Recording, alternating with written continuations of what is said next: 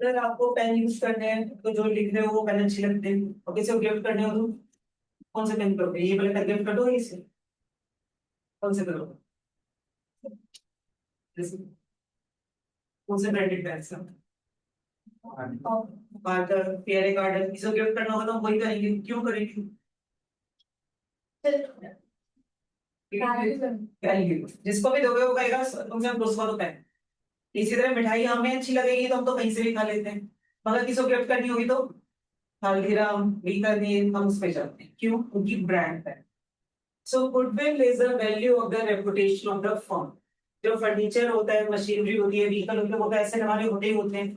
उसके अलावा कुछ इंटेंजिबल एसेट भी होते हैं। इंटेंजिबल एसेट की डेफिनेशन क्या थी? which cannot be seen, which cannot be touched or seen। तो हमारा गुडविल इंटेंजिबल एसेट है, उसे हम देख नहीं सकते। और एग्जांपल क्या होते हैं इंटेंजिबल एसेट के? Goodwill, patent, copyright, trademark, copy, computer software, ये 5 एग्जांपल। तो गुडविल हमारा इंटेंजिबल एसेट है जिसे हम देख नहीं सकते, टच नहीं कर सकते, मगर उसे सेव कर सकते। अगर हल्दीराम सिर्फ और सिर्फ अपना नाम बेचता है तो आपको लगता है उसके बदले में कुछ पैसे मिलेंगे? तो goodwill is a value of reputation of the firm. इसे हम सेव कर सकते हैं, but it is intangible asset. देखिए थ्योरी वो जो आपने फंडामेंटल जहां पे खत्म किया था, हम इसके आगे स्टार्ट करें। फंडामेंटल को बारे में देखते हैं। Goodwill is the value of reputation of the firm. Goodwill is value. Goodwill is value of reputation of the firm. Goodwill is value of reputation of the firm.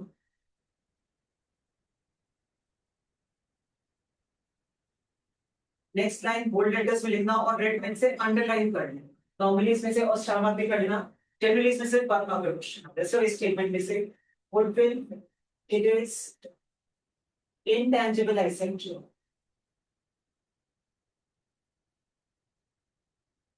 but not a fictitious asset. Goodwill is intangible asset but not a fictitious asset. Bold letters में लिखना और इसको underline करना। ये MCQ में भी आ जाता है, असर्शन रीजन में भी आ जाता है, फिल इन द ब्लैंक्स में भी आ जाता है, और रीजनिंग में भी आता है। One of the most important question of this chapter, इस बुक में से थ्योरी आती है, स्पेशली 2 चैप्टर्स में से गुडविल और डिस्क्रिप्शन ऑफ गुडविल। बाकी सब प्रैक्टिकल बेस्ड है। इन दोनों चैप्टर में थ्योरी भी आती है और प्रैक्टिकल भी आता है। गुडविल की थ्योरी जरा ज्यादा बेस्ट है। जहां पे भी हम स्टार मार्क करेंगे इसका मतलब है ये थ्योरी क्लेम हो। इसके आगे स्टार मार्क कर लीजिएगा। It is intangible asset but not a fictitious asset. It is intangible asset but not a fictitious asset.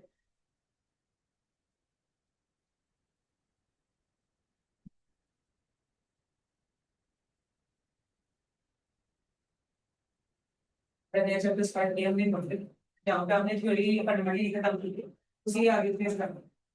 एक लाइन छोड़ के ये लिखना है, goodwill it is intangible asset but not a fictitious asset. और letters में लिखना है और रेड पेन से अंडरलाइन करना है। इंटेंजिबल एसेट क्यों होते हैं? फिक्टिशियस एसेट कौन से होते हैं? सिर्फ अकाउंटिंग एंट्री के लिए होते हैं, मगर उनकी सेलेबल वैल्यू नहीं होती, वो सिर्फ बेच के पैसे नहीं होते। एग्जांपल क्या थे फिक्टिशियस एसेट के? डेबिट एक्सपेंडिचर और debit balance of profit and loss. तो ये हमारा फिक्टिशियस एसेट नहीं होता, क्योंकि इसको बेच के पैसे मिल सकते। It is a saleable. इसका रीजन लिखिए, it is intangible asset because इससे पहले इसी के आगे स्पेस में यहाँ पे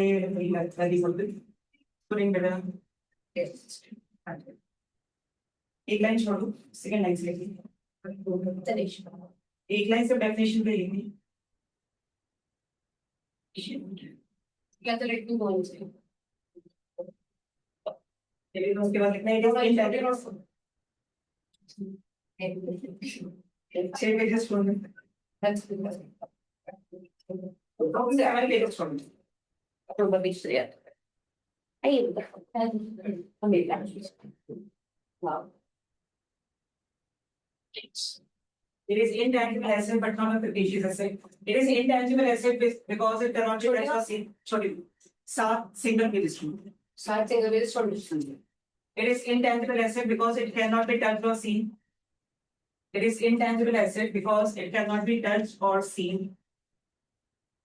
It is intangible asset because it cannot be touched or seen. And it is not a fictitious asset because it is not a fictitious asset because it has a saleable value. It is not a fictitious asset because it has a saleable value. ये statement बहुत important है. एक single line छोड़ के उसके बाद statement लिखनी है. Goodwill is an intangible asset but not a fictitious asset. It is intangible asset because it cannot be touched or seen. But it is not a fictitious asset because it has a saleable value. Saleable value मतलब इसे बेच के हम पैसे earn कर सकते हैं. ये सेम स्टेटमेंट जहाँ पे हम इंपॉर्टेंट थ्योरी लिख रहे थे सेकंड स्टेटमेंट वहाँ पे भी होगी. सिर्फ ये स्टेटमेंट लिख लीजिए. Goodwill is intangible asset but not a fictitious asset. Just first page पे सिर्फ और सिर्फ accounting standards और section पे ना Fictitious इसलिए है क्योंकि वो sellable है. क्योंकि हम उसे सेल करके पैसे कमा सकते हैं. fictitious का मतलब तो होता है हवा में, इसकी कोई सेलेबल वैल्यू नहीं. मगर गुडविल को बेच के हमें पैसे मिल सकते हैं. हम कहते हैं it is not a fictitious. तो जो सेकंड पेज है वहां पे सिर्फ ये स्टेटमेंट लिखिए. Goodwill is intangible asset but not a fictitious asset. जो बड़ी का या छोटी की? छोटी अभी सिर्फ छोटी में लिख सकते.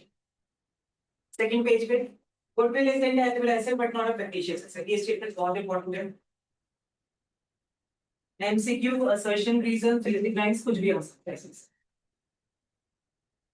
रीजन हमने अलग से लिखी दी.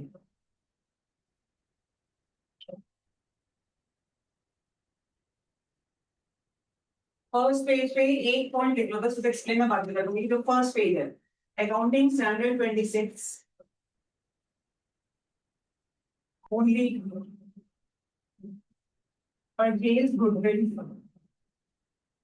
is recorded in books of accounts. ये फर्स्ट पेज पे लिखो. वरना आपने सेकेंडरी क्लास की रिकॉर्डिंग भेजी होगी.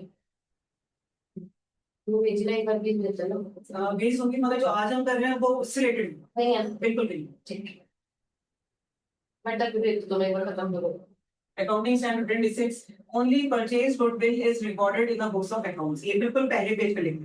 पहले पेज पे सिर्फ और सिर्फ हम अकाउंटिंग स्टैंडर्ड्स लिखेंगे और इंपॉर्टेंट सेक्शंस लिखेंगे और कुछ भी नहीं लिखेंगे. अकाउंटिंग स्टैंडर्ड 26 सिर्फ 3 सेक्शंस आपको याद करने हैं. सारे आपके सिलेबस में नहीं है. This is one of them. Only purchase goodwill is recorded in the books of accounts. Accounting standard 26.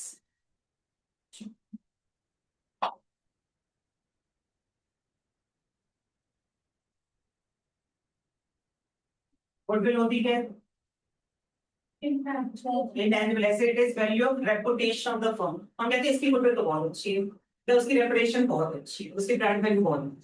तो गुडविल हम वैल्यू क्यों कर रहे हैं? अगर कोई फर्म चल रही है तब तो हमें गुडविल वैल्यू करने की जरूरत नहीं पड़ती. तो किन केसेस में हमें गुडविल वैल्यू करती है? नॉर्मल थ्योरी पे आ जाओ. गुडविल की need for value in goodwill. Normal goodwill की थ्योरी में need for value in goodwill, इसे स्टार मार्क कर लीजिएगा. ये थ्योरी में क्वेश्चन आता है. Need for value in goodwill. किन केसेस में हम गुडविल को कैलकुलेट करते हैं, उसे वैल्यू करते हैं? First, in case of change in profit sharing ratio.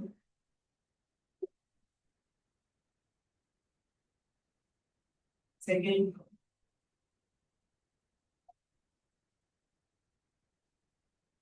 when a person is admitted. Second, when a partner is admitted.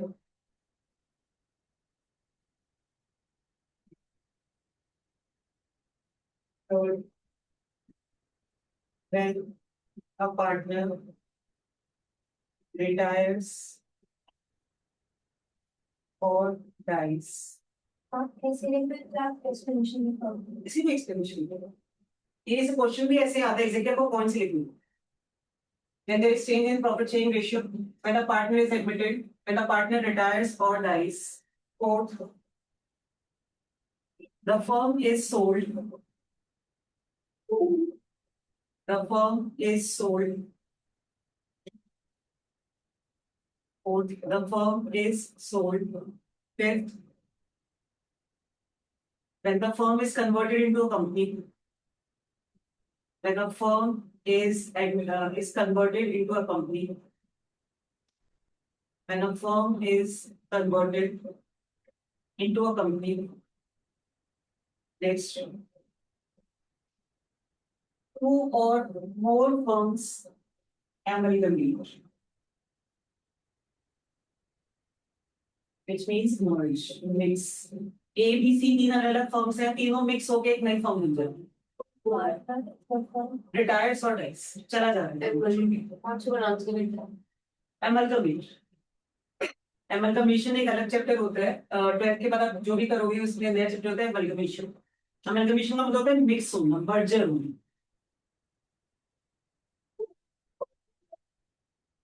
So when there is change in profit sharing ratio, when a partner is admitted, when the partner retires or dies, ये शुरू के 3 points याद करने में किसी को कोई problem नहीं होती, क्योंकि बेसिकली आपके चैप्टर्स के नाम तो ये तो सबको याद होते हैं। तो स्कूल वाले भी ज्यादा समझदार हैं, वो क्या करते हैं, वो आपको ये तीनों पॉइंट दे देंगे। वो कहेंगे इन तीनों के अलावा बताओ किन केसेस में आप गुडविल करें, राइट। तो जो 4th 5th 6 पॉइंट है उनको मार्क करके इंपॉर्टेंट लिखो। आपसे वो ये नहीं पूछेंगे कि 3 पॉइंट्स बताओ, क्योंकि आपको शुरू के 3 बताएंगे, क्योंकि चैप्टर के नाम। तो इसलिए स्कूल वाले ये करते हैं कि आपके शुरू के पॉइंट्स को खुद ही दे देंगे और आपसे कहते हैं नेक्स्ट ही बताएं। तो किस केस में हम गुडविल वैल्यू करते हैं? फर्स्ट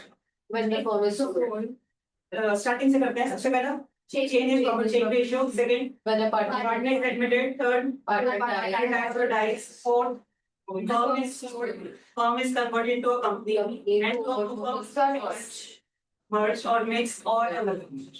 तो 3 याद करने तो मुश्किल है ही नहीं, तो या तो सेल हो जाए या कन्वर्ट हो जाए या मिक्स हो जाए, मर्ज हो जाए।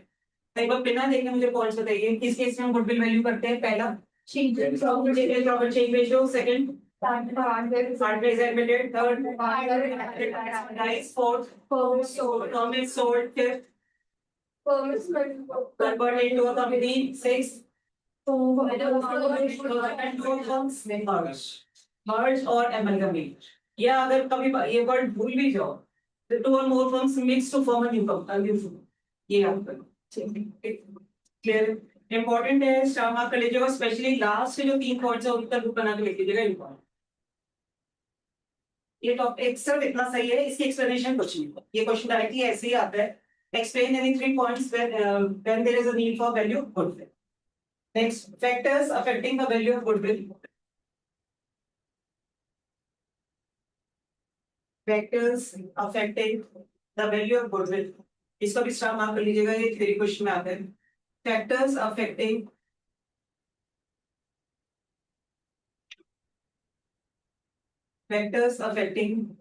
value of goodwill, factors affecting value of goodwill। इसमें आपको पॉइंट्स याद नहीं करने, लंबे चौड़े कोई पॉइंट याद नहीं करने, पॉइंट स्कूल वाले ही आपको देंगे। पेपर में पॉइंट आता है, आपको सिर्फ एक्सप्लेनेशन लिखना। 1 नंबर का क्वेश्चन आता है और आता ही आता है, उसमें आपको पॉइंट को खुद देंगे स्कूल वाले कि बताओ ये वाला फैक्टर कैसे अफेक्ट। तो पॉइंट्स याद करने में टाइम वेस्ट बिल्कुल मत। पॉइंट देखो क्या है, मन में सोचो उसकी एक्सप्लेनेशन। First, efficient management.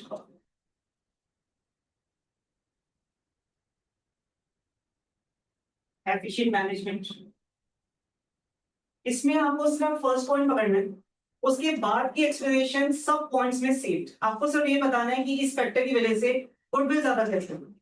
तो एफिशिएंट मैनेजमेंट, आप किसी रेस्टोरेंट में जाते हो, पहला रेस्टोरेंट से बहुत अच्छे से पूछता है, जो सर्विसेज है वो भी अच्छा है, खाना भी अच्छा है। आप उसमें जाओगे या दूसरे जो है उसमें गंदे से पुराने से स्टील के बर्तन है, पटक पटक के जा रहे हैं, या आप जगह से बात नहीं कर रहे, किसमें जाना पसंद है? पहले वाले।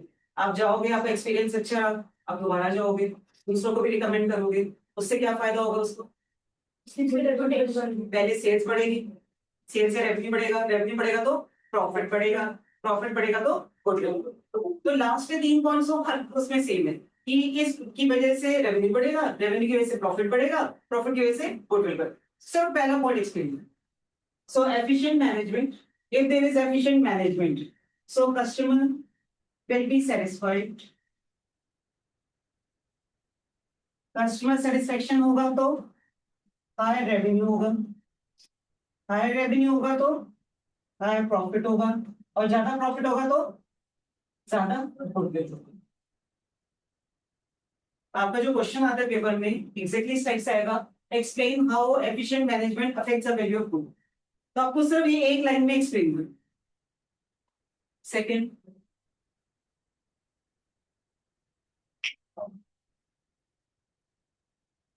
favorable location of cell।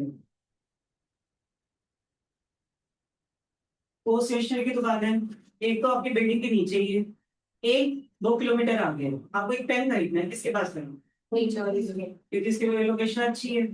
अगर आपको किसी वजह से दूर जाना पड़े या आपको कन्वेंस नहीं मिल रहा या पहुंचना मुश्किल है, टेढ़े मेढ़े गंदे से रास्ते हैं, तो डेफिनेटली आप उसके पास जाना प्रेफर नहीं। तो जिसका फेवरेबल लोकेशन है उसके पास ज्यादा कस्टमर जाएंगे तो सबकी सेम ही हुआ है, रेवेन्यू ज्यादा रेवेन्यू ज्यादा होगा, प्रॉफिट ज्यादा होगा, तो प्रॉफिट ज्यादा। इसमें एक नोट लिख लीजिए, बड़ा बड़ा लिखना, ये कई बार क्वेश्चन आ चुका है। एक नोट लिखिए इसी पॉइंट में, रेड पेन से लिखना।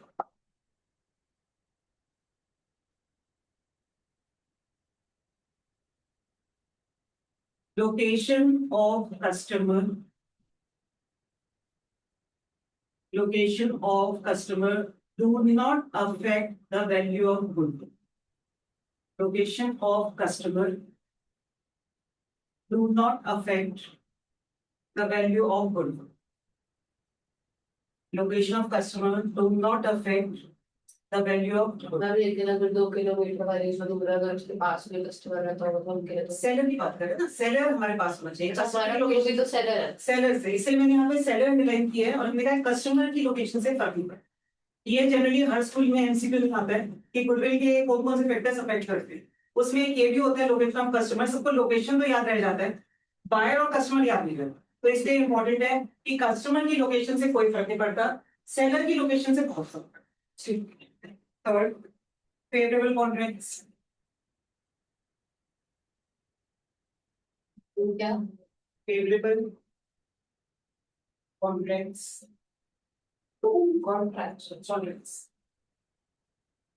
Favourable contracts.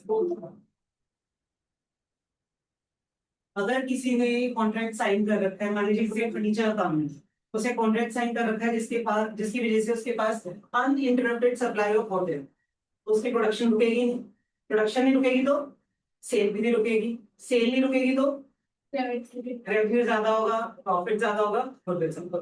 इसी तरह अगर किसी के सेल की भी कॉन्ट्रैक्ट, तो उसे पता है कि जो भी मैं बनाऊंगा वो तो बिक ही जाए, उसे कोई टेंशन नहीं है। या हम प्रेजेंट के सिनेरियो में बात कर रहे हैं, किसी के एलपीजी सिलेंडर वाले से पहचान, उसे कॉन्ट्रैक्ट है, तो उसे अगर एलपीजी कंटिन्यूसली मिलता रहेगा तो उसकी प्रोडक्शन में दिक्कत नहीं होगी, तो रेस्टोरेंट आराम से चल सकता।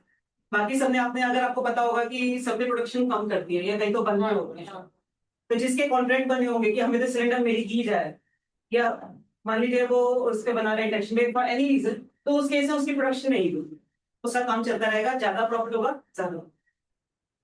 Next, longer establishment of business.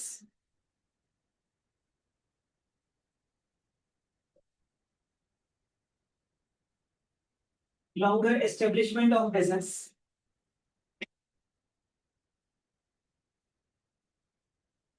एक बार आप ट्राई करो इस पॉइंट को एक्सप्लेनेशन। लॉन्गर तो होगा, अगर जितना ज्यादा टाइम तक ज्यादा पुराना कोई अगर बिजनेस होगा तो उसकी वैसी गुडविल। हाँ जी, इतने साल वेट किया, कई बार आपने देखा होगा पुराने से लिखा होता है सिंस 1840, सिंस 1940, तब पूरा एकदम से ना ट्रस्ट क्रिएट होता है, इतना पुराना है, इतने दिन से टिका हुआ है, उनका अच्छा ही होगा। तो जितना ज्यादा पुराना होता है उतने ज्यादा कस्टमर की सेटिस्फेक्शन होती है, उतना ज्यादा ट्रस्ट होता है, ट्रस्ट ज्यादा होता है तो रेवेन्यू ज्यादा होता है, रेवेन्यू ज्यादा होगा तो प्रॉफिट ज्यादा होगा, प्रॉफिट ज्यादा होगा तो गुडविल ज्यादा। Next, advantage of patents.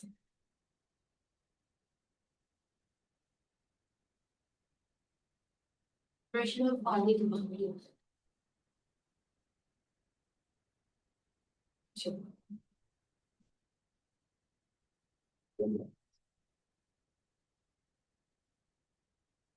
Advantage of patents, patents का मतलब क्या होता है? कॉपीराइट। हाँ, ये हुआ Almost patent whether right patent- to. मान लीजिए मेरा मैगी बनाने का काम है और मैंने जो उसके इंग्रेडिएंट्स है, जो उसका मिक्सचर है, जो उसका कॉम्पोजिशन है, मैं पेटेंट करवा दूं, मतलब मेरे अलावा उस मिक्सचर को उस कोई कॉम्बिनेशन को कोई यूज ही नहीं कर सकता। तो उस केस में डेफिनेटली मेरी ही सेल ज्यादा होगी, सेल ज्यादा होगी तो प्रॉफिट ज्यादा होगा, तो गुडविल ज्यादा। Next, access to supplies.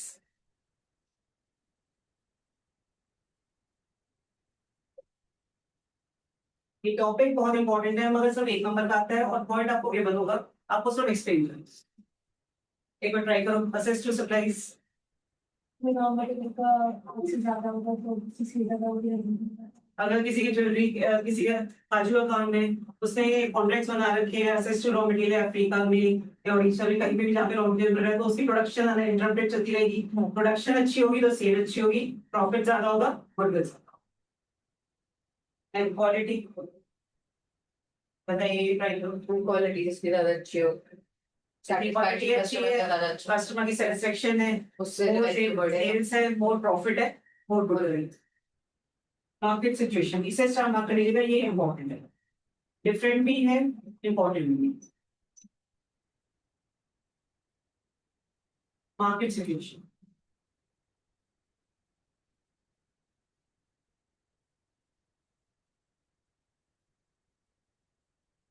एक सोच के देखो, अगर कोई हम किसी प्रोडक्ट की बात करते हैं where demand is more than supply, आपने इक्वल पढ़ा हुआ है डिमांड सप्लाई। अगर डिमांड ज्यादा होती है तो प्राइस ज्यादा होता है, कम होता है? सॉरी, डिमांड ज्यादा है, प्राइस ज्यादा होता है, और अगर सप्लाई ज्यादा होती है तो प्राइस कम है। अगर हम किसी ऐसे प्रोडक्ट की बात करते हैं जहाँ पे डिमांड ज्यादा है, where demand is more than supply, तो उस केस में हम क्या होगा, जैसे वो बनाएगा तभी बिक जाएगा, पैसे उसके पास लगातार आते रहे, तो उसको कैपिटल इन्वेस्टमेंट की या लोन लेने की जरूरत नहीं पड़ेगी। मतलब इंटरेस्ट कम हो गया, एक खर्चा कम हो गया, खर्चा कम हो गया तो प्रॉफिट बढ़ गया, प्रॉफिट बढ़ गया तो गुडविल। तो मेन इसमें हमको ये पॉइंट एक्सप्लेन करना है कि अगर डिमांड सप्लाई से ज्यादा होती है, की टर्म्स जो है हमारी दो हैं इसमें, one demand is more than supply and second lower capital investment, इसलिए हमारा प्रॉफिट। लिखिए इसके एक्सप्लेनेशन लिख लीजिए और इंपॉर्टेंट जरूर मार्क कर लेना। If a firm is in business, if a firm is in business, नहीं इसकी एक्सप्लेनेशन, बाकी सब तो देखोगे आप नाम से ही पता लग रहा है, इसके थोड़ी different. If a firm is in business where demand for the product, if in a business where demand for the product is greater than supply, demand is greater than supply, it will lead to less capital requirement, क्योंकि उसके पास तो लगातार पैसे आते रहेंगे।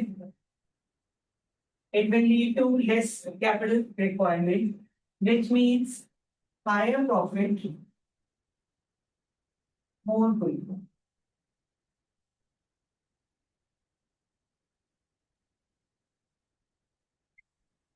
अगर कुछ चीज आपको होल्ड करनी पड़े तो उस केस में पैसे हमें जरूरत पड़ सकती है, मगर जैसे ही बना वैसे ही बिक गया, तो हमारा जो पैसों का फ्लो है वो बना रहता है, हमें बैंक से लोन लेने की जरूरत नहीं पड़ती, ज्यादा कैपिटल इन्वेस्ट करने की जरूरत नहीं पड़ती, तो हमारा इंटरेस्ट कम हो जाता है, जिसके लिए प्रॉफिट ज्यादा होता है, प्रॉफिट ज्यादा होता है तो गुडविल ज्यादा।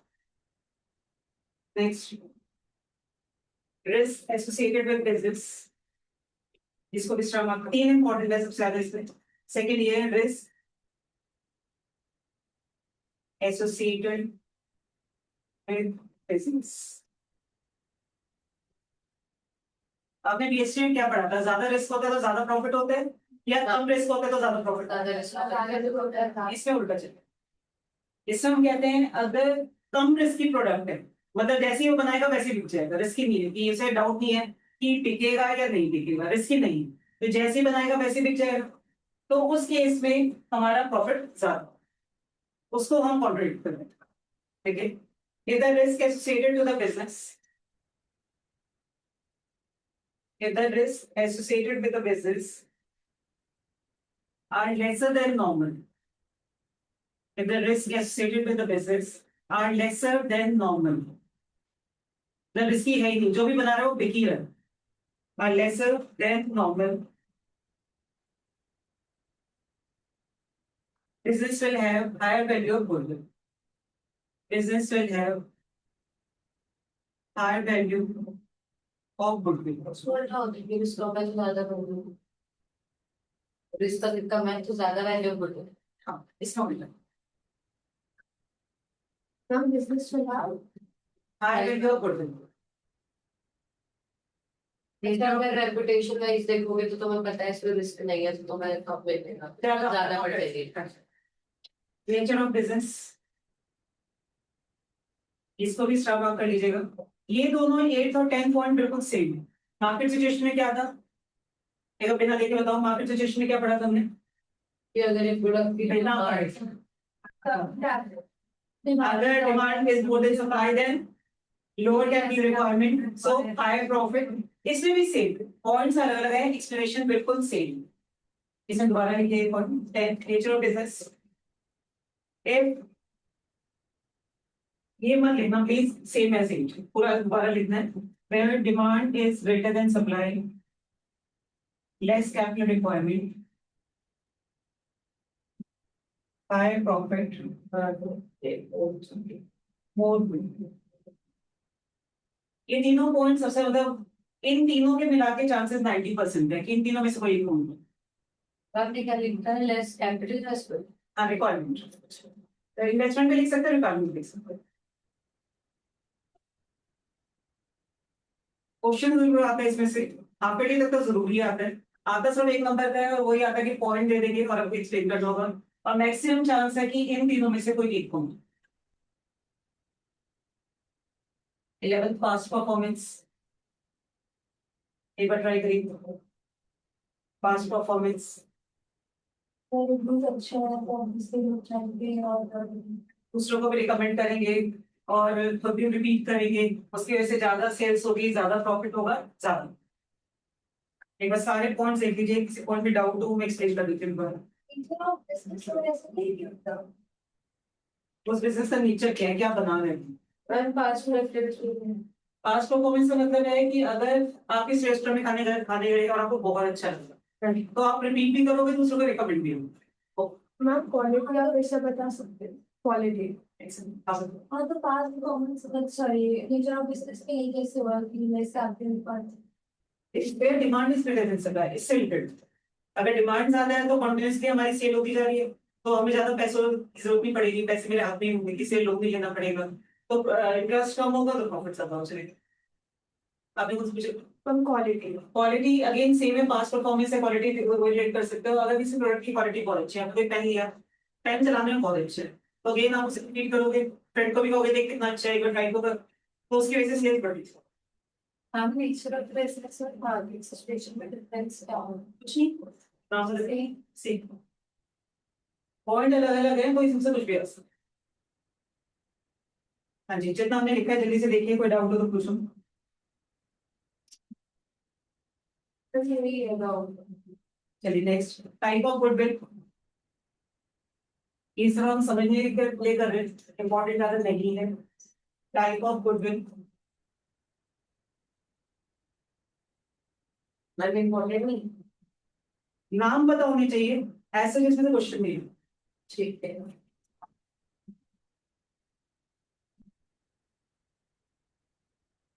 Purchase goodwill and self generated goodwill. नाम से क्या लग रहा है, परचेज गुडविल मतलब खरीदी है, सेल्फ जनरेटेड गुडविल मतलब खुद से खरीद।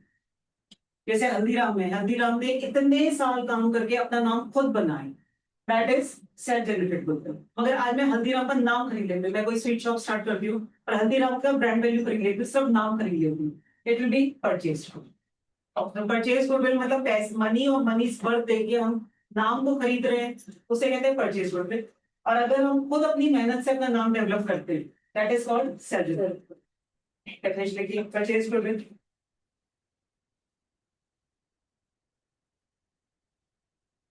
it is a goodwill for which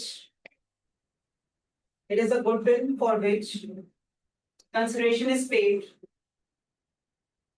for which consideration का मतलब होता है बदले में, for which consideration is paid, मतलब आप उसके बदले में पैसे दे रहे हो, प्रॉपर्टी दे रहे हो, कुछ भी दे रहे हो, for which consideration is paid, self generated goodwill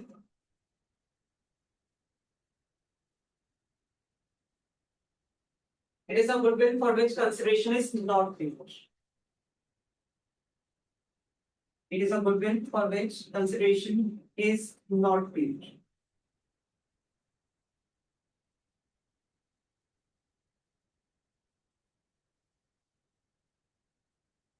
Consideration is not paid. हमने ये 26 में क्या पढ़ा था? Only purchased goodwill is recorded in the books of accounts.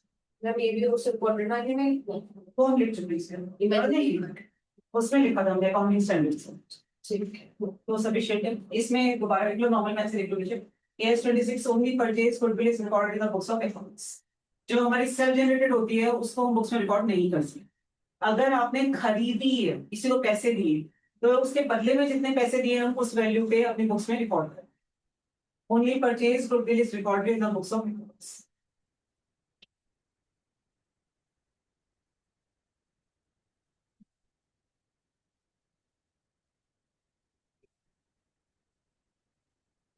इस चैप्टर की थ्योरी बस इतनी सी है मगर इतने से में देगी 1 या 2 नंबर की आती बस इतनी थ्योरी है बाकी सब प्रैक्टिस तो हम स्टार्ट कर दें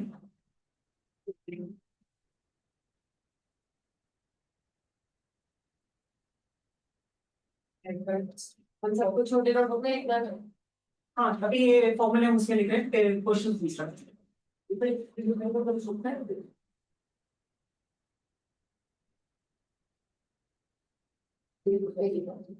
गुडविल कोई ऐसी चीज तो है नहीं जो आराम से वैल्यू कर ले तो हमारे पास स्पेसिफिक मेथड्स हैं जिससे हम गुडविल मेथड वैल्यू कर कोई गाड़ी या फर्नीचर तो है नहीं कि जस्ट किया और हमें वैल्यू पता लग गई तो उसके लिए हमारे स्पेसिफिक मेथड्स होते हैं जिससे हम गुडविल वैल्यू करें so first is average profit method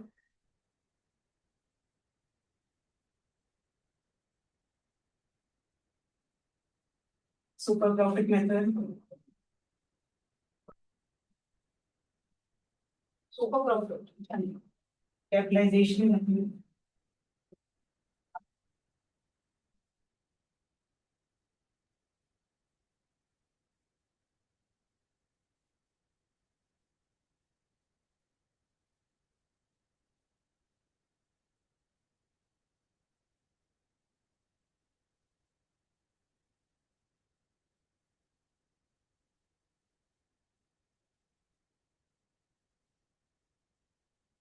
please short form मत यूज करिएगा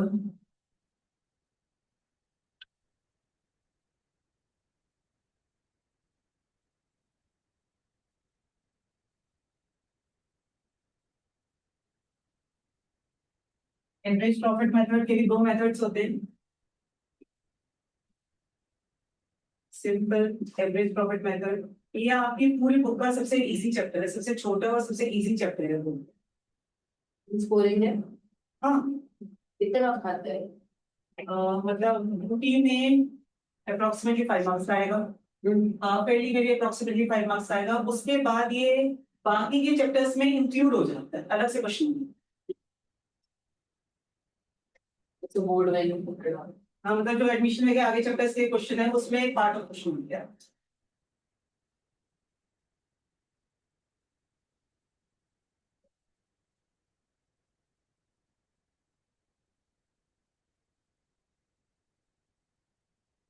average profit method, simple average profit method, and weighted average profit method.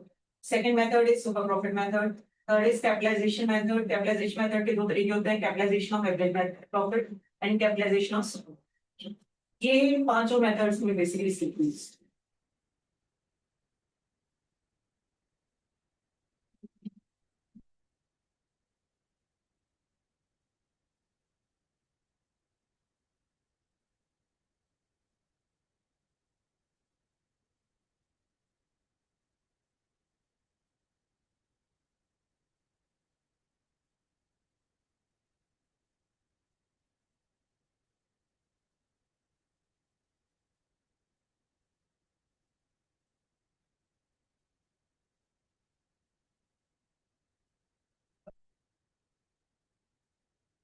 Average profit कैसे निकालते हैं?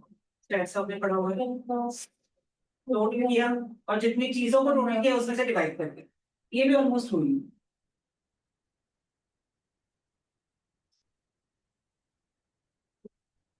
First, we are starting with simple average profit method.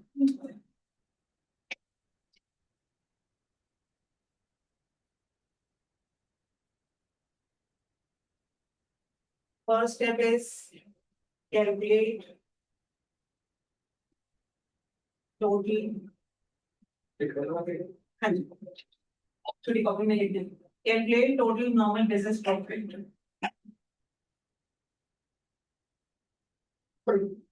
Second step is calculate average profit. Average profit is total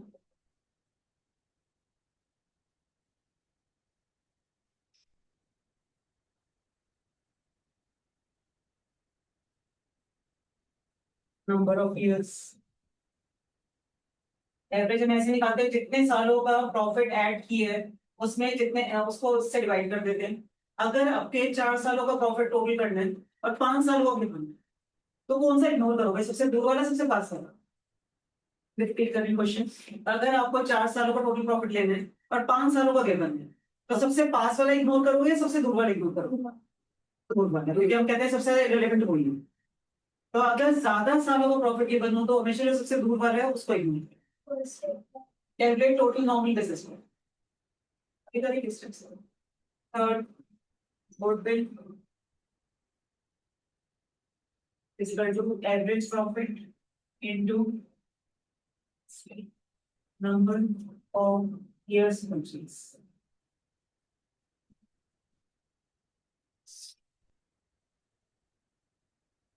तीन step होते हैं. पहला total profit निकालना, दूसरे step में एवरेज प्रॉफिट निकालना, तीसरे स्टेप में गुडविल.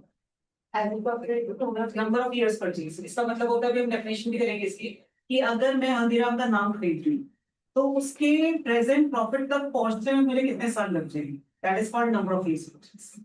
तो ये हमेशा क्वेश्चन में गिवन होता है, इसकी हमें टेंशन नहीं लेनी. तो जैसे अगर हम किसी चीज पर कैपिटल लगाते हैं तो जितने में हमारा अमाउंट कैपिटल वापस न्यूमरेट होता है उसी सेम चीज. कैपिटल नहीं, प्रॉफिट. Sorry profit. हाँ जी. जैसे मान लीजिए हल्दीराम का से फॉर एग्जांपल आज के टाइम में 20 बड़ी बेकरी वाले 20,000 प्रॉफिट है. ठीक है. मैंने आज उसका नाम खरीद लिया हाँ. तो मुझे 20,000 के प्रॉफिट तक पहुंचने में कितने साल. तो अगर 3 महीने लग गए तो बेसिकली वो 3 महीने को. तो पहला स्टेप है टोटल प्रॉफिट, दूसरा स्टेप है average profit, third is goodwill. अगर क्वेश्चन आते हैं आपका गुडविल निकालने का फॉर्मूले लिखने कंपलसरी है. हर क्वेश्चन में आधा नंबर फॉर्मूले का होगा.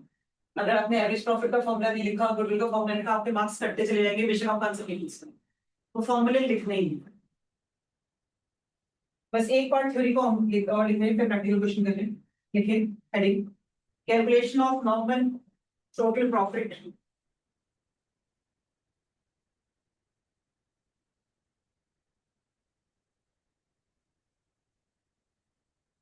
पहले चैप्टर की थ्योरी बेस्ड.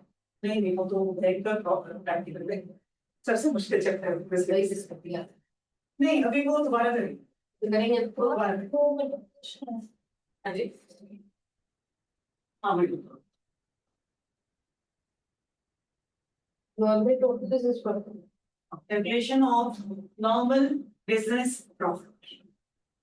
ये समझना बहुत इम्पोर्टेंट है. थोड़ा सा दिल से समझ लो, लॉजिकल है, ज्यादा मुश्किल नहीं है और गलती इसी में हो. नॉर्मल बिजनेस प्रॉफिट नाम से क्या लग रहा है. Normal business profit total profit मतलब बिजनेस का प्रॉफिट टोटल कितना. नॉर्मल का मतलब क्या होता है. नॉर्मल मतलब ना बहुत ज्यादा है, एक्सेस होगा बहुत कम है, लॉस ठीक हो जाएगा. नॉर्मल बिजनेस प्रॉफिट मतलब जो एबनॉर्मल आइटम्स हैं, नॉन रेकरिंग आइटम्स हैं. कभी कभी एकदम से अचानक से आपको इंश्योरेंस क्लेम रिसीव हो गया, अचानक से लॉस बाय फायर हो गया, कोई चीज जो नॉन रेकरिंग है उसको हम हटा दें. अगर एबनॉर्मल प्रॉफिट है मतलब पिछले साल प्लस किया था तो उसको हम माइनस कर देंगे, उसको हटा देंगे. अगर एबनॉर्मल लॉस था, loss by fire, loss by theft, पिछले साल आपने माइनस किया था तो उसे प्लस कर. तो उसके हटा के जो प्रॉफिट बचेगा वो एबनॉर्मल आइटम्स को हटा के जो प्रॉफिट आता है उसे हम कहते हैं नॉर्मल बिजनेस प्रॉफिट. मतलब एबनॉर्मल आइटम्स हटाने के बाद जो प्रॉफिट है that is called normal business profit. Abnormal का मतलब होता है नॉन रेकरिंग, कि किसी साल हो गया किसी साल नहीं. तो सारी हम एबनॉर्मल आइटम्स को हटा देंगे तो पहला पॉइंट जो आपको समझना है वो ये है कि जो पहले प्लस किया था वो माइनस करेंगे और जो पहले माइनस किया है वो प्लस करेंगे। लिखिए इसके स्टेप्स लिखिए।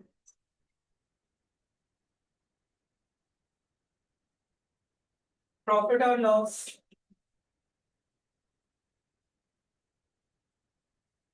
प्रॉफिट और लॉस उसमें हम ऐड करेंगे। ये पार्ट जो हम कर रहे हैं ये सब प्रैक्टिकल क्वेश्चंस के लिए जो हमें अप्लाई करना। क्या ऐड करते हैं, जो पहले माइनस किया था जो पहले प्लस किया था, पहले माइनस किया था उसका इफेक्ट हटा रहे हैं तो उसे प्लस करते हैं। देखिए ऐड एक के नीचे एक करके लिखिएगा। Add abnormal losses, add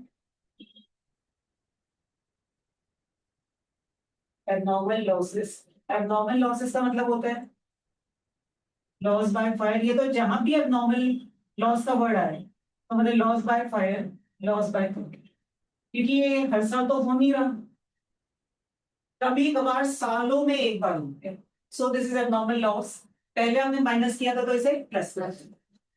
second, loss on sale of fixed asset, loss on sale of fixed asset. एक के नीचे एक करके लिखिएगा, कॉमा करके बोलिए। Loss on sale of fixed asset,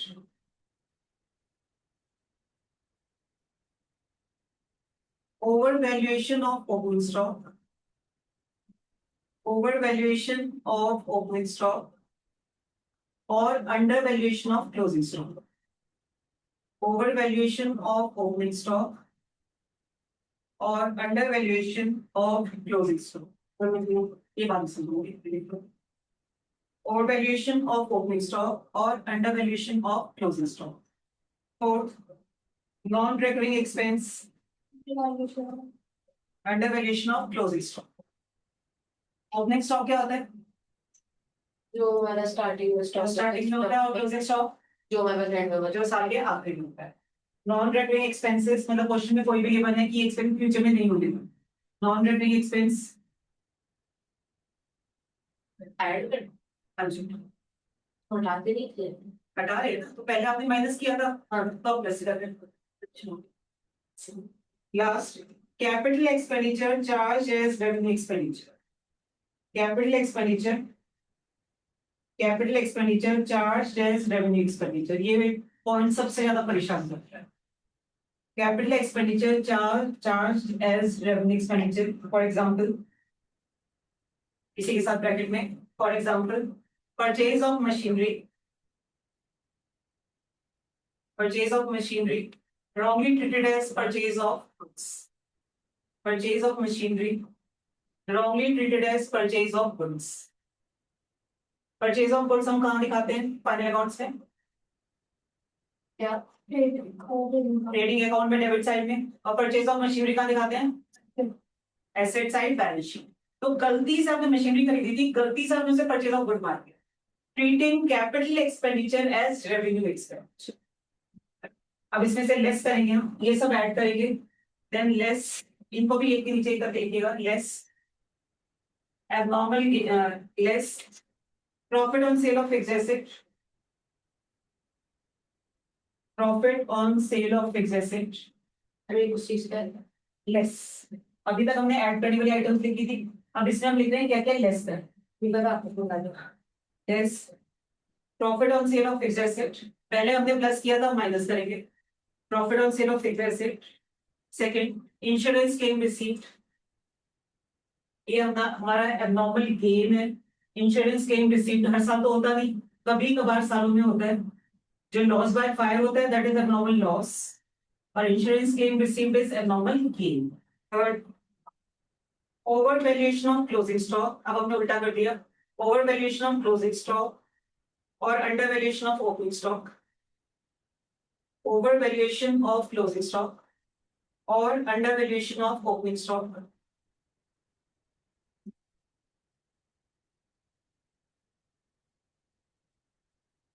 management cost, management cost and partners remuneration, management cost and partners remuneration. Remuneration, remuneration या salary कुछ लिख लो, पार्टनर्स सैलरी या partners remuneration.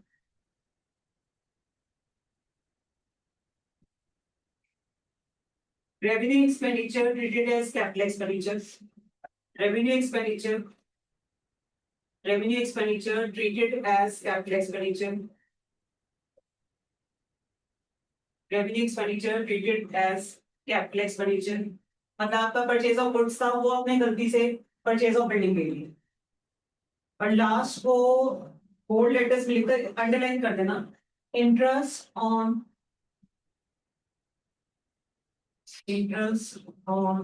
Non trade investment interest on non trade investment interest on non trade investment एक चीज अपने दिमाग में बहुत अच्छी तरह रख लो नॉन ट्रेड इन्वेस्टमेंट मतलब सबसे गंदा बच्चा गंदा बच्चे को क्या करते हैं क्लास से बाहर निकाल देते हैं उसके इंटरेस्ट को ही बाहर निकाल देंगे तो कहीं भी नॉन ट्रेड इन्वेस्टमेंट आए दो ट्रेड इन्वेस्टमेंट होते हैं हमारी ट्रेड इन्वेस्टमेंट और नॉन ट्रेड इन्वेस्टमेंट गंदा बच्चा कौन है नॉन ट्रेड इन्वेस्टमेंट तो जहां से नॉन ट्रेड इन्वेस्टमेंट आए उसे टोटल एसेट से बाहर निकालो जैसे नॉन ट्रेड इन्वेस्टमेंट आए उसके इंटरेस्ट को बाहर निकालो तो इसमें हम लेस कर देंगे interest on non trade investment और ट्रेड इन्वेस्टमेंट कौन है अच्छा बच्चा वो गंदा बच्चा वो अच्छा उससे हम एक्सेप्ट करेंगे कोई दिक्कत नहीं मगर जैसे ही नॉन ट्रेड इन्वेस्टमेंट आए मतलब गंदा बच्चा निकालो इससे एक बार जल्दी से सारे पॉइंट्स पढ़ लीजिए जो दो पॉइंट्स हमारे थोड़े डिफरेंट हैं एक ये जो हमारा अंडर वैल्यूएशन ओवर वैल्यूएशन है और दूसरा कैपिटल एक्सपेंडिचर रेवेन्यू एक्सपेंडिचर इससे क्वेश्चन अभी हम बाद में करेंगे तब एक्सप्लेन करोगे अभी सिंपल क्वेश्चंस करते हैं इन दोनों पॉइंट्स के अलावा कोई डाउट हो वो पूछो एक अंडर वैल्यूएशन ओवर वैल्यूएशन में पूछो और दूसरा कैपिटल एक्सपेंडिचर रेवेन्यू एक्सपेंडिचर को मैं बाद में इसके अलावा कोई डाउट हो वो पूछो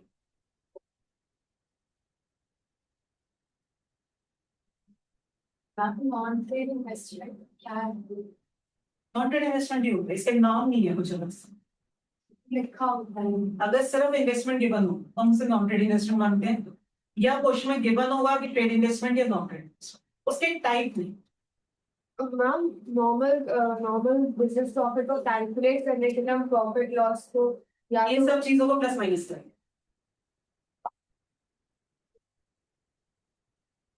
गुडविल कैलकुलेट करने के स्टेप्स क्या होते हैं पहला टोटल नॉर्मल प्रॉफिट दूसरा average profit that is total profit divided by number of years a third is goodwill which is equal to average profit into numbers of years अगर book है तो निकाल लो फिर मैं पिक पेज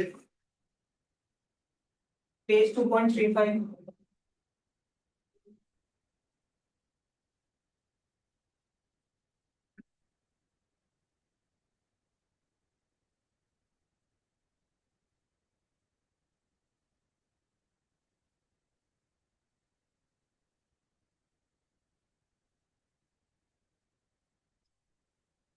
रजिस्टर में करने register में भी शुरू में 6 पेजेस प्रोवाइड करा फिर आप दोनों शायद ऐड नहीं हो प्रोफाइल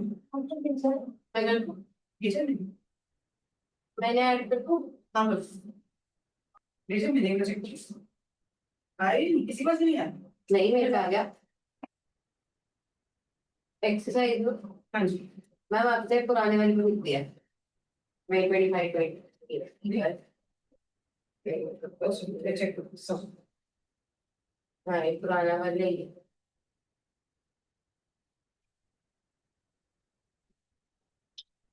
अब आ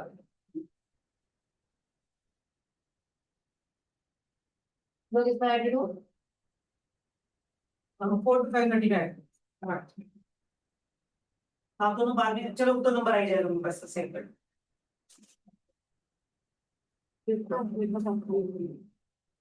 वो भी ऐड होगा मेरे पे मुझे क्लास बता दे क्वेश्चन 1 आप ऐसा करोगे इस पिक ले लो बाद में मैं करूँ कोई नहीं ऐड होगा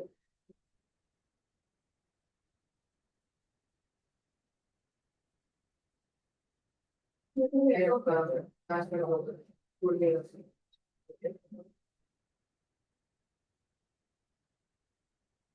आप ऐड कर दिया क्वेश्चन 1 ऐसा नहीं पिक ले लो भी बाहर निकल चलो अभी इसमें से दो में से कोई ले लो question Question 1 goodwill is to be valued at 3 years purchase or 4 years average profit. Normal business profit of the firm for the last 4 years are given. Calculate the amount of goodwill. इसके steps देखिए आप ऐसा नहीं करेंगे पहले point करोगे फिर उसको करोगे फिर हमें बहुत अच्छी थी हाँ, क्यों? क्या है ये तो बहुत इजी है। क्वेश्चन ये चीज है। ये क्वेश्चन पेपर में नहीं आता इतना सब। हाँ जी, एक बार देख लीजिए, इसमें हम कैलकुलेशन ऑफ गुडविल मैम पहले क्वेश्चन सुनिए। मैं बता रही हूँ। पहले हमने क्वेश्चन रीड किया, फिर स्टेप्स, पहला स्टेप क्या होता है? Total normal business profit. हमेशा पहले स्टेप्स लिख लो फिर फिगर्स लिखो, अगर आप एक एक करके लिखोगे तो उसमें ज्यादा टाइम लगेगा। Total normal business profit. दूसरा स्टेप क्या होता है? Average profit is equal to total normal business profit upon number of years. Third step क्या होता है? गुडविल का फॉर्मूला क्या होता है? Average profit into number of years purchase. पहले हमने सारे फॉर्मूले लिखे, इससे ये फायदा होगा हमें कि जो जो इन्फॉर्मेशन मिलती जाएगी हम वो नोट डाउन कर। एक क्वेश्चन देख लो, बाकी आपको ही करनी। एक देख लीजिए, पहले हम स्टेप्स लिख लेते हैं, इस फॉर्मूले में तो किसी में कोई डाउट नहीं। अब हम दोबारा क्वेश्चन पढ़ेंगे सेकंड टाइम, तीसरा पढ़ना ही नहीं है, जो जो इन्फॉर्मेशन मिलती जाएगी वो लिखते हैं। Goodwill is to be valued at 3 years purchase. The number of years purchase is 3. Goodwill is to be valued at 3 years purchase of 4 years average profit. So number of years is 4. Goodwill is to be valued at 3 years purchase of 4 years average profit. Normal business profit of the firm are 12,000, 18,000, 16,000 plus 14,000. So 30, 60,000. ये होता चला जाएगा 60,000. So average is 15,000. 3 into 15,000. Last में अपने answer को high, so उसके साथ 1320%. So goodwill is 45%. इससे बहुत इजी हो जाता है तीसरी बार क्वेश्चन पढ़ने में। अगर आप ऐसा करोगे, पहले ये लिखोगे, इतनी इंफॉर्मेशन पढ़ोगे, फिर ये निकालोगे, इतनी इंफॉर्मेशन पढ़ोगे, फिर ये करो। तो पहले क्वेश्चन पढ़ो, अपने स्टेप्स लिख लो, और जो भी इंफॉर्मेशन मिलती जाए वो कर लो। ये क्वेश्चन का भी डिफिकल्ट लिखो। मान लिया। इसके क्वेश्चन सेकंड ट्राई करेगा, मगर ये एक चीज जरूर चेक करना है इस क्वेश्चन में, जैसे 4 सालों का प्रॉफिट लेना है और 4 सालों का ही गिवन है तो हमें कोई दिक्कत नहीं। अगर इसे 5 सालों का गिवन होता तो सबसे दूर वाला जो है उसे इग्नोर करते हैं। ये पॉइंट ध्यान रखिएगा, कंफ्यूज करने के लिए। सबसे दूर वाला इन दी सेंस ऑफ 20 जैसे अगर 22 का भी गिवन होता फर्स्ट क्वेश्चन में, तो किसको इग्नोर करते हैं? 22 या 26? 22। अच्छा, अगर मैं आपका रिजल्ट कंपेयर करना होगा तो मैं आपके 11 के रिजल्ट को देखूंगी या सेकंड के रिजल्ट को देखूंगी? नॉर्मल 24 भी गिवन हो, अगर हमें तो 26 अगर मुझे आपका रिजल्ट इवैल्यूएट करना है, आपकी परफॉर्मेंस इवैल्यूएट करनी हो, आपकी सेकंड का रिजल्ट देखोगे या 11 का रिजल्ट देखोगे? दूर वाला करेक्ट पिक्चर नहीं देता हूं। दूर सेकंड का बिगर वैल्यूएशन इधर नंबर ऑफ इयर्स सेकंड में बिगर नंबर ऑफ फर्स्ट की बात करें सेकंड? हमें खरीदा जो हम गुडविल खरीदेंगे, जो जैसे इसमें 26 में प्रॉफिट था 14,000, तो इतना प्रॉफिट अर्न करने में, जब मैं गुडविल खरीद लूंगी तो इतना प्रॉफिट अर्न करने में मुझे कितने साल लगेंगे? हम इसमें डेट्स का कुछ और नॉर्मल नंबर वो तो हमने जितने सालों का प्रॉफिट टोटल किया है उसको। इसमें डेट्स का कुछ है, मंथ का कुछ होता है, जैसे सेकंड वाले में 31 मार्च लिखा है। हाँ, इसमें आपको ध्यान रखना पड़ेगा कैलेंडर ईयर या फाइनेंशियल ईयर। ये तो भी हम इजी वाले क्वेश्चन कर रहे हैं। अच्छा, बुक में सारे फाइनेंशियल ईयर के हैं, मगर पेपर में कैलेंडर ईयर भी आ सकता है। अगर आप फाइनेंशियल ईयर का मतलब क्या होता है? एक बिजनेस की लाइफ अप्रैल टू मार्च, और कैलेंडर ईयर जैन टू दिसंबर। तो अगर हमें 22 23 गिवन है तो मतलब ये क्या है, calendar year financial year? Financial. अगर सिर्फ 22 गिवन है तो कैलेंडर कंप्लीट 22। तो इसका जरूर ध्यान रखिए। फर्स्ट करिए, उसके बाद सेकंड ट्राई करिए, फॉर्मूले लिखने हैं। तो नॉर्मल है ना फाइनेंशियल। हाँ, बुक में सारे क्वेश्चन फाइनेंशियल।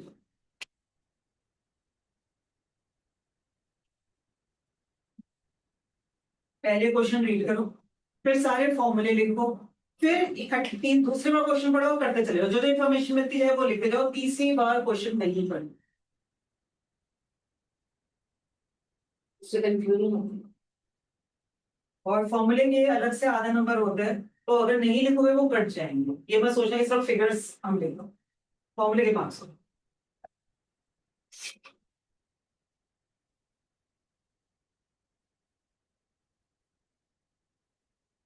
तो इसमें पूरे क्वेश्चन सेकंड क्वेश्चन पूरे 5 years का गिवन है और हमें कैलकुलेट जो 4 के बने that is number of years purchase.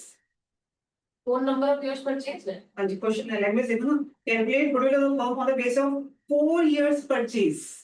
The number of years purchase is 4 और 5 years एवरेज प्रॉफिट, मतलब एवरेज प्रॉफिट के निकालने के लिए 5 साल। अच्छा तो नंबर ऑफ योर्स 5 हो गए नंबर ऑफ इयर्स परचेज 4 हो गए और यहाँ पे जो नंबर ऑफ इयर्स देते हैं वो 5 और 5 साल का प्रॉफिट ऐड करते हैं। लैंग्वेज और 4 साल में ये हाँ जो हमने यहाँ पे टोटल लिखा, लैंग्वेज ध्यान से पढ़िए। आपको ये क्लियर होना चाहिए कितने सालों का प्रॉफिट टोटल करना है और कितना नंबर ऑफ इयर्स परचेज है।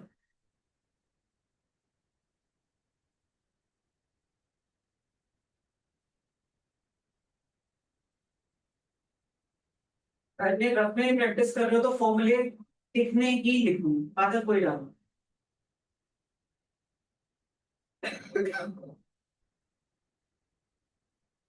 और हमें कैलकुलेटर अलाउ होगा। बड़ी मैंने सीखा है ये पहले सारे स्टेप्स लिखो तो ये क्वेश्चन ही पढ़ते हो।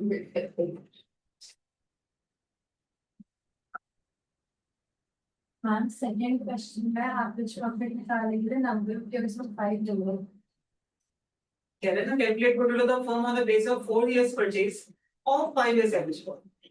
तो नंबर ऑफ इयर्स परचेज 4 है और 5 सालों का प्रॉफिट है एवरेज।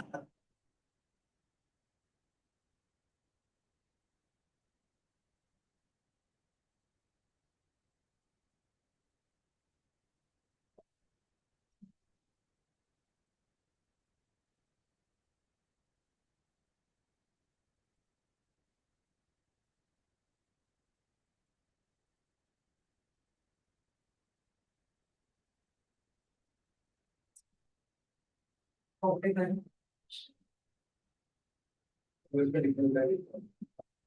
इसका एवरेज प्रॉफिट तक होगा तो एक हफ्ते तक आगे देखते हो गया क्लिक पे एवरेज प्रॉफिट ये रहा total normal business profit upon number of years.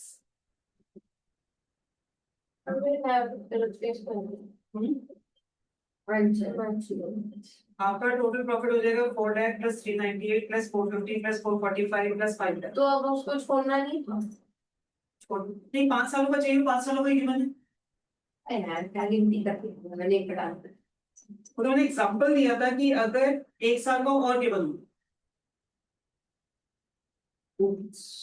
मैंने गिनती करी बच्चे शुरू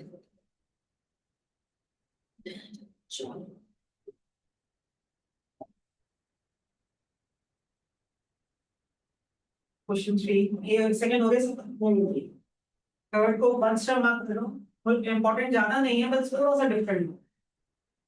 P1 and P2 are partners in a firm sharing profit and loss in the ratio 2:1.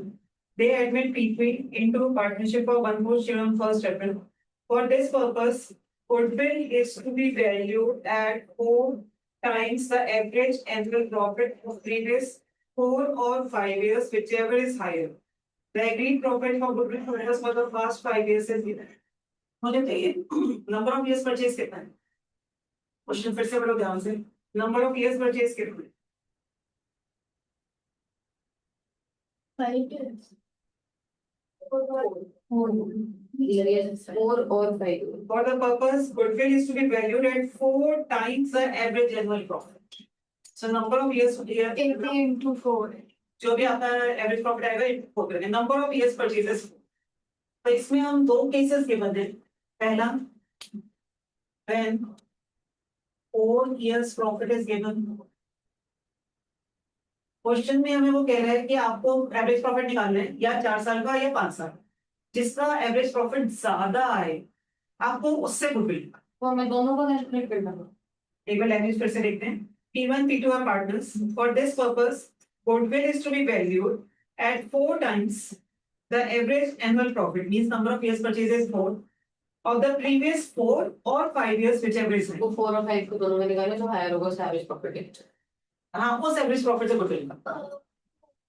Years of purchase for कैसा है? The goodwill is to be valued at 4 times the average annual profit. हम goodwill का ये तो formula लिखते हैं ना, number of years purchase into AP. और एवरेज एनुअल ईयर क्यों? So when 4-year profit is taken, तो इस क्वेश्चन को मार्क कर लीजिएगा, 5 स्टार इंपॉर्टेंट नहीं है, डिफरेंट है। And 5-year profit is taken. अब इसमें सोच के बताओ, हमें जब 4 सालों का प्रॉफिट लेना है तो कौन से साल को मैं इग्नोर करूं? ये बोलो 2022 जून वाला प्रॉफिट वो वाला साल इग्नोर करना। तो जब मैं 4 सालों का टोटल नॉर्मल प्रॉफिट निकालूं,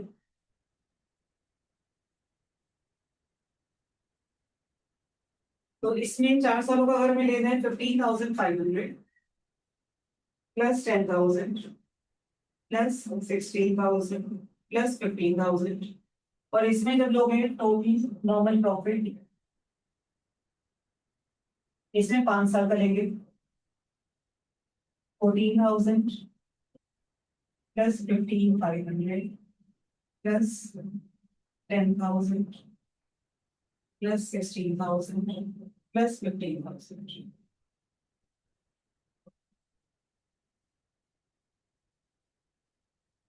This is 500.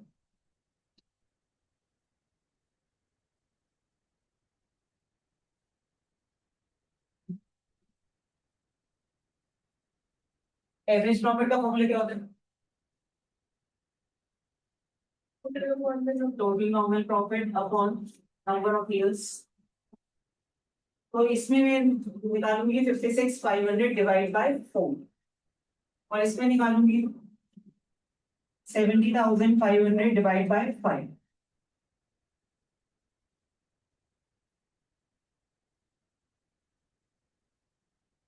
ये वाला बड़ा है, तो हम गुडविल यहाँ से निकालेंगे। Goodwill is equal to average profit into number of years purchase.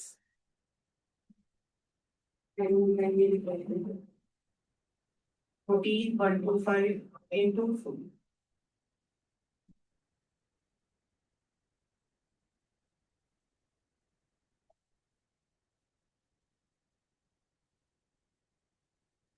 Ma'am number of years हमने 4 के लिए एवरेज में Question given है, for this purpose goodwill is to be valued at 4 times the average annual profit. मैं goodwill का ये formula लिखा रहा हूँ। वो तो क्या, बट एवरेज प्रॉफिट के लिए ये क्या है, जितने सालों का टोटल करता है उतने सालों से डिवाइड करता है। इसमें 4 सालों का प्रॉफिट लिया तो 4 से डिवाइड किया, उसमें 5 सालों का प्रॉफिट लिया 5 से डिवाइड।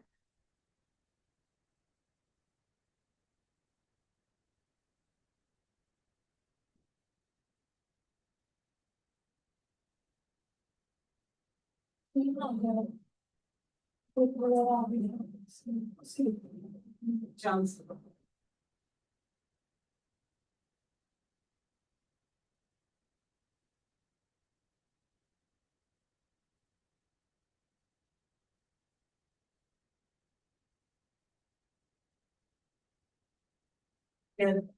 ये जो हमने क्वेश्चंस किए इस वजह से पेपर में नहीं आता, इतने इजी क्वेश्चंस नहीं होते। ये तो सिंपल हम गुडविल का फॉर्मूला समझ रहे हैं, इतना इजी तो आ ही नहीं सकता। नॉर्मल बिजनेस प्रॉफिट निकालने के लिए हम क्या क्या प्लस करते हैं? ये क्वेश्चन हो गया अभी बचा है, तो किसी से बचा हुआ है? चलो 1 मिनट वेट करें, फिर स्टार्ट करें।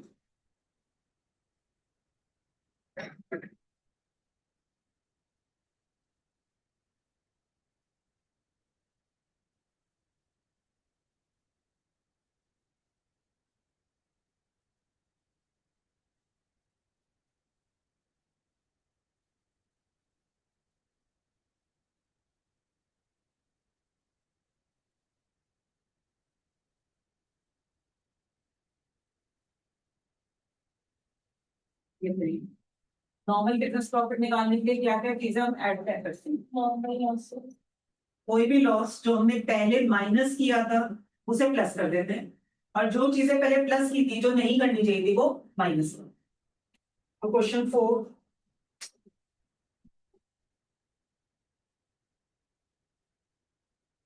A and S are partners sharing profit loss in the ratio 2:1. They admit S2 as a partner for 1/5 share in profit. For this purpose, goodwill of the firm has to be valued on the basis of 3 years purchase of last 5 years. मुझे ये statement फिर से पढ़ के बताओ, number of years purchase कितना है? 3 और नंबर ऑफ years किससे डिवाइड करना है? 5. It is valued on the basis of 3 years purchase of last 5 years. तो हमें एवरेज निकालने के लिए 5 चाहिए और गुडविल निकालने के लिए number of years purchase would be 3. Profit for the last 5 years are given. Calculate goodwill of the firm after adjusting the following. Profit of 22-23 was calculated after charging 25,000 for abnormal loss, being goods lost by 5. Abnormal loss पहले क्या किया था? Plus किया था, minus किया था? पहले minus किया था, अब क्या करेंगे? Plus plus. तो इसमें हम थोड़ा सा तरीका अपना चेंज कर रहे हैं. Calculation of total business profit. Calendar year है, फाइनेंशियल ईयर है? फाइनेंशियल, क्योंकि वो कह रहे हैं average profit for the last 5 years ended 31st March. So this is basically 21-22 year, 22-23, 23-24, 24-25, 25-26 profits 1,25,000, 1,187,500 minus का मतलब क्या हुआ? लॉस है ये 1,25,000. अब वो कह रहे हैं प्रॉफिट ऑफ 22-23, मतलब ये वाला सब profit of 22-23 was calculated after charging 25,000 for abnormal loss. पहले आपने माइनस किया था तो अब प्लस है.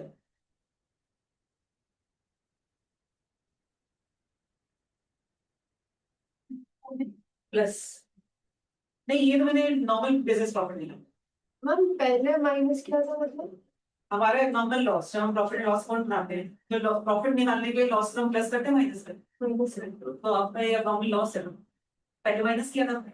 अब उसका इफेक्ट खत्म करने के लिए हम उसे प्लस करें, हम उल्टा करें ताकि इसका इफेक्ट खत्म हो जाए.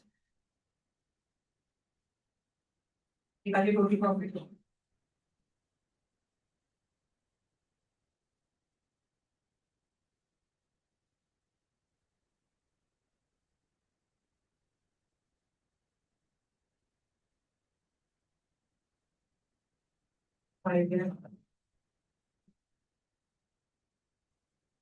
This is total normal profit.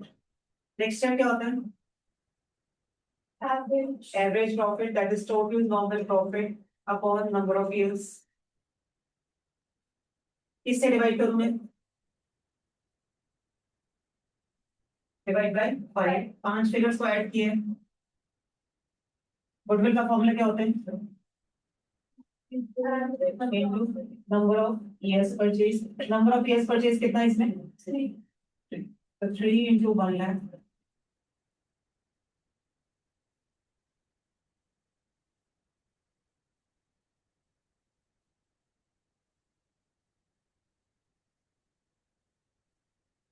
हम आपने ये कैसे निकाला ये सिर्फ प्रॉफिट वाला समझ नहीं इसने 5 सालों को प्रॉफिट ऐड किया तो 5 से डिवाइड करेंगे. और क्वेश्चन में क्लियरली ये बन है, जैसे सेकंड लाइन में गिवन है goodwill of the firm has to be valued on the basis of 3 years purchase. मतलब number of years purchase is 3. ये हमेशा क्वेश्चन में गिवन होगा, ये हमें कभी नहीं निकालना नंबर ऑफ years purchase. वो ये फायदा क्या हुआ लिखने का 21 to 22 अभी ये एडजस्टमेंट ना धीरे धीरे बढ़ती चली जाएगी, तो ये चेक करने के लिए कि एडजस्टमेंट कौन से साल की है, हम ये क्योंकि कई बार जो इफेक्ट होता है वो मल्टीपल होता है, अब ये पता करना पड़ता है कि कौन से साल में ये चीज. जहां भी नेगेटिव फिगर हो मतलब लॉस, ब्रैकेट मतलब लॉस.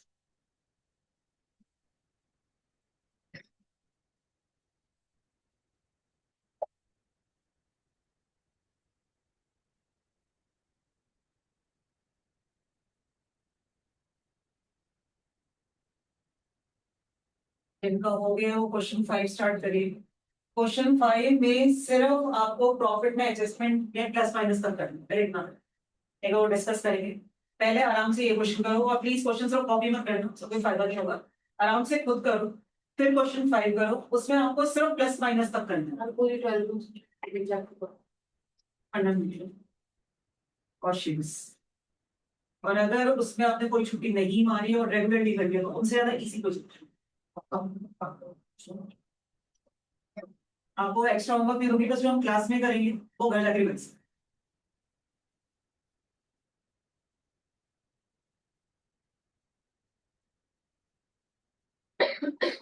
शेयर्स की वेटेज 16 नंबर की, 16 से 18।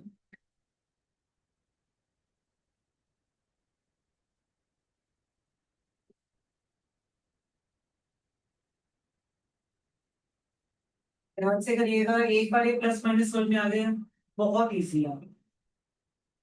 आपको ये डिसाइड करना है कि अमाउंट कौन से साल में प्लस करना है या माइनस करना है।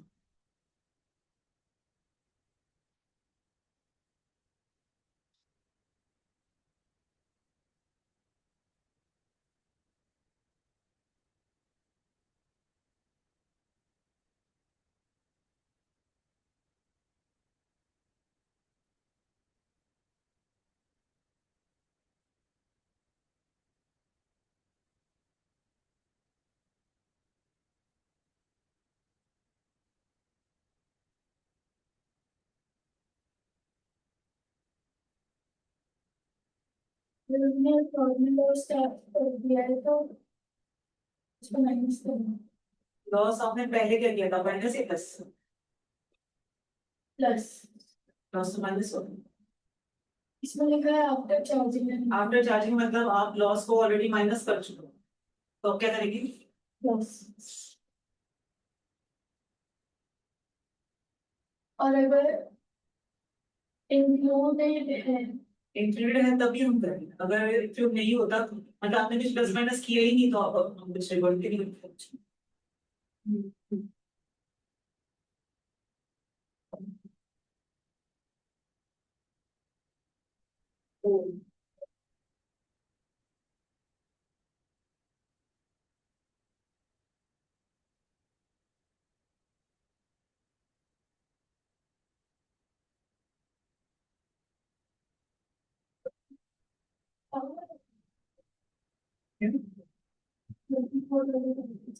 For the year ended 31st March 24, 31st March 24 मतलब 23 1st April 23 to 31st March 24।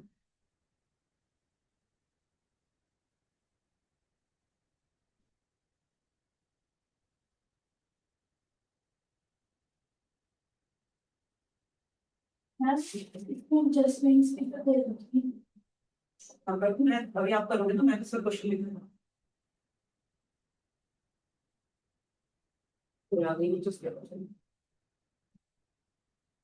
सोच के बताइए। पहले सबने ट्राई कर लिया जस्ट प्लस माइनस, इसी सी बची है अभी, सिर्फ प्लस माइनस कह लो, आंसर नहीं चाहिए। चलिए बताइए, including normal game of 12,500 yes minus, क्योंकि ए ने पहले आपने प्लस किया होगा, अब माइनस करेंगे। After charging abnormal loss plus, very good, excluding 12,500 as insurance premium plus minus, very good। Minus आपने किया होगा, इनका स्कूल में किया होगा। इसमें insurance premium normal business expense है, हम कोई भी प्रॉपर्टी लेते हैं उसका इंश्योरेंस तो करवाना ही है, तो वो कह रहे हैं एक्सक्लूडिंग, एक्सक्लूडिंग मतलब अभी तक कुछ नहीं किया इसका, तो excluding 12,500 as insurance premium on firm's property now to be insured, ये normal business expense है, this is not abnormal expense। Normal business expense है जो माइनस करना चाहिए था जो नहीं किया, तो इसलिए हम माइनस करें। नॉर्मल को करना चाहिए ना, हम मान के चलते हैं नॉर्मल तो कर ही दिए, एबनॉर्मल आइटम्स को हटा दें, तो insurance premium normal expense minus होना चाहिए था पेड के टाइम में, जो आपने नहीं किया। इस एडजस्टमेंट को माफ कर दीजिए, अभी रुको नहीं है तो रजिस्टर में एक्सपेंसेस से सब करेंगे। इंश्योरेंस प्रीमियम हमने 11 में फाइनल अकाउंट्स किया था, उसमें पीएनएल अकाउंट में हम इंश्योरेंस प्रीमियम लेते थे, मतलब नॉर्मल बिजनेस एक्सपेंस हमें माइनस करना चाहिए, मगर इसमें अभी तक माइनस नहीं, प्रॉफिट निकालने के लिए। एक्सक्लूडिंग मतलब अब तक आपने छोड़ दिया, आपने किया ही नहीं, इसलिए माइनस किया। जो जबरदस्ती कर दिया उसको उल्टा करेंगे, जो करना चाहिए था मैं नहीं किया उसका सेम। अब आंसर निकालिए देन प्रॉब्लम।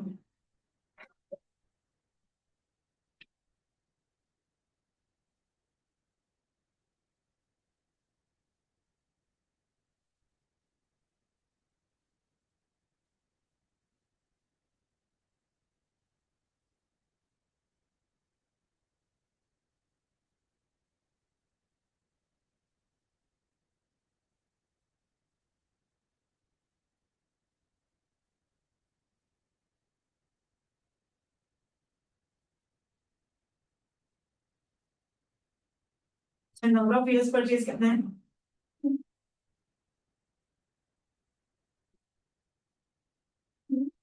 2।